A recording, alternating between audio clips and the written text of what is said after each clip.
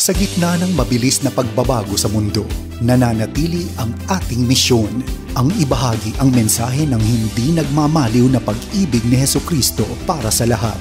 Hatid sa inyo ang pinakabagong kaganapan sa gawain ng Far East Broadcasting Company Philippines. Tampok din ang mga kwento ng totoong buhay na binago ng Diyos. Narito si Dan Andrew Cura sa The President's Report. Magandang araw sa iyo, kaibigan. Ngayong buwan na ito, dalawa sa ating mga stasyon ng radyo ang nagdiriwang ng kanilang anibersaryo. Kaya ngayon, nais kong ibahagi sa iyo ang aming kagalakan sa isa na namang taon na ipinagkaloob ng Diyos sa stasyon ng Up 987 DYFR FM sa Cebu at 1116 DXAS Zamboanga na maihayag si Kristo sa ating mundo sa pamamagitan ng radyo, internet at pag-abot sa komunidad. Ako po ang inyong kaibigan, si Dan Andrew. Samahan mo ako sa ating programang The President's Report.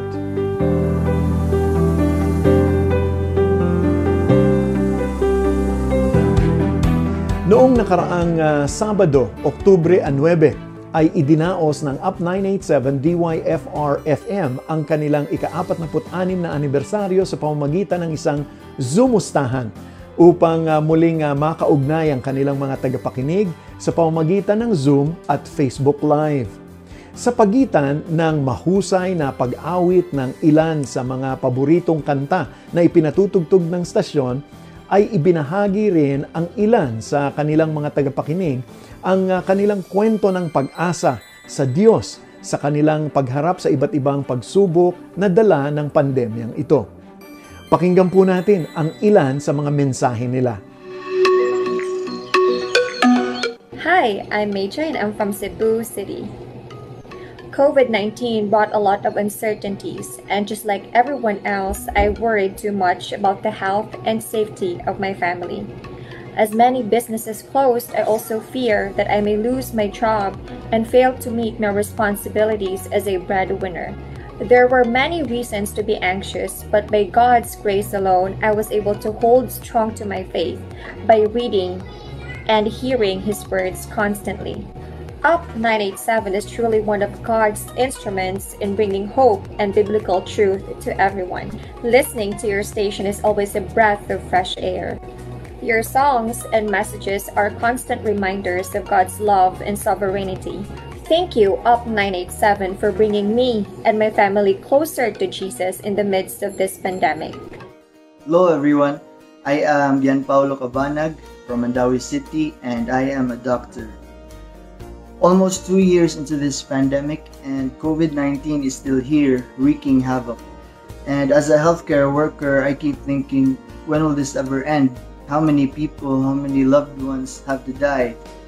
The healthcare system is overwhelmed, health workers are underpaid and burned out, doctors are being insulted, allegedly making a profit out of the situation, misinformation all around. So it's really exhausting and draining and frustrating at the same time. But in the midst of all these trials, God, in one way or another, reminds me that He is sovereign. His plans are perfect, His plans are good, and He is always good. He is a way maker, He is a miracle worker. And knowing these brings me joy and the strength to overcome all the challenges and the strength to face a new day. Thank you, Up 987, for being one of the avenues for God to remind me of His love and His sovereignty.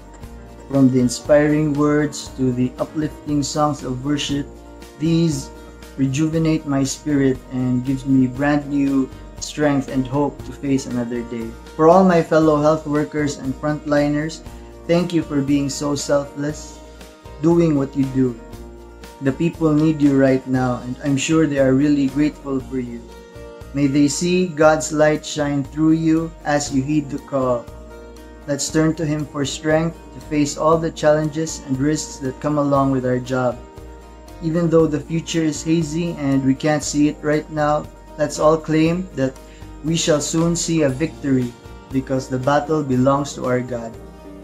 Nagpapasalamat po kami sa Panginoon kung paano niya patuloy na ginagamit ang musika at ang mga mensaheng naririnig sa Up 987 DYFR FM upang abutin ang ating mga tagapakinig, lalo na mga kabataan, ang mga mag-aaral at maging ang mga young professionals na lubusang naapektuhan ng mga pagbabagong dala ng pandemya.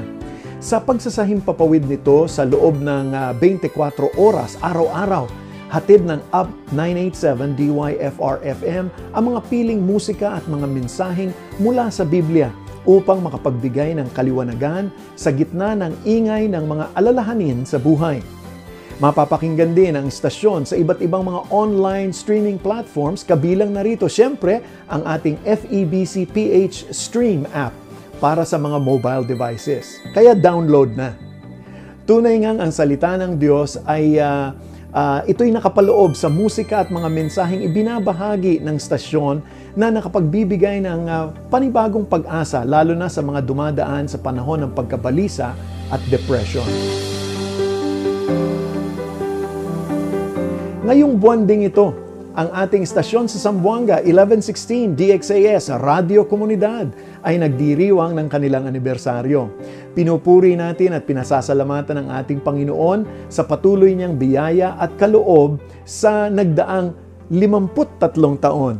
Layunin ng 1116 DXAS ang makapaghatid ng impormasyon at serbisyo publiko sa kanilang mga tagapakinig sa pakikipagtulungan sa mga ibang mga ahensya ng gobyerno sa mga programang tulad ng Ahensya de Konsensya, Oras na Pilipinas at ang kanilang pinakabagong programa, Fuerza Naval, na katuwang ang Philippine Naval Forces ng Western Mindanao. Patuloy rin ang istasyon sa pagbabahagi ng ebanghelyo sa iba't ibang mga pangkat sa Mindanao sa pamamagitan ng kanilang sariling wika tulad na lang ng Chavacano, Visaya, Tausug, Tagalog at siyempre ang Chinese Amoy.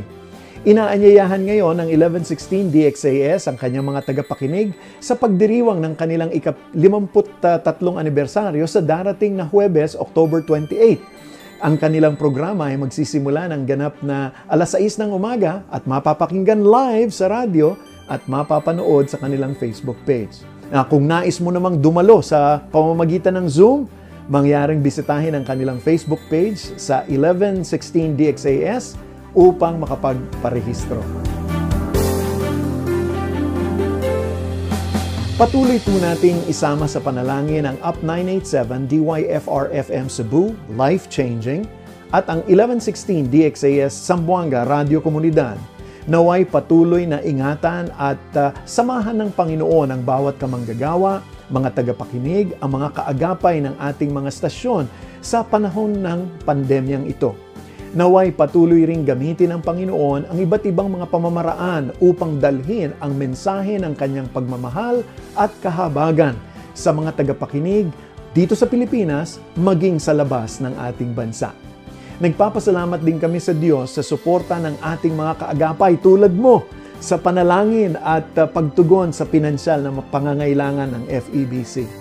Muli, binabati po natin ang Up 987 DYFR FM at ang 1116 DXAS sa kanilang tapat na paglilingkod sa Diyos sa pamamagitan ng ministeryo ng FEBC.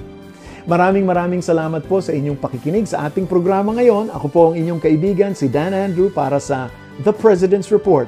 Lagi po kayong mag-ingat at pagpalain po kayo ng ating Panginoon. Inyong napakinggan ang The President's Report.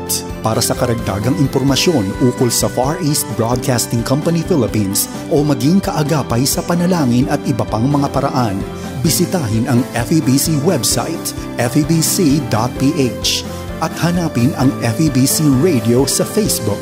Maraming salamat sa iyong pag-agapay at pagpalain ka ng Panginoon.